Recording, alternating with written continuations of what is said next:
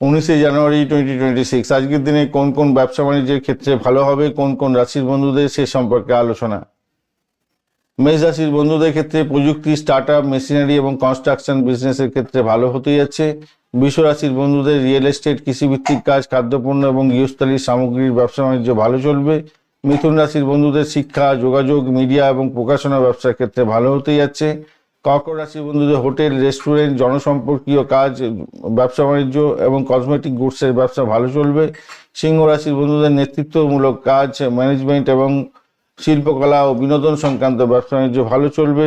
কন্যা রাশির বন্ধুদের স্বাস্থ্যসেবা, ফার্মাসিউটিক্যালস এবং বিশ্লেষণাত্মক কাজের ক্ষেত্রে বিশেষভাবে শুভফল পাবেন। তুলা রাশির বন্ধুদের ফ্যাশন, সৌন্দর্য এবং পার্টনারশিপ ব্যবসার ক্ষেত্রে ভালো। বৃশ্চিক রাশির বন্ধুদের খনিজ, গবেষণা, রহস্যময় কাজ এবং সিকিউরিটির ক্ষেত্রে ব্যবসা বাণিজ্য ভালো চলবে।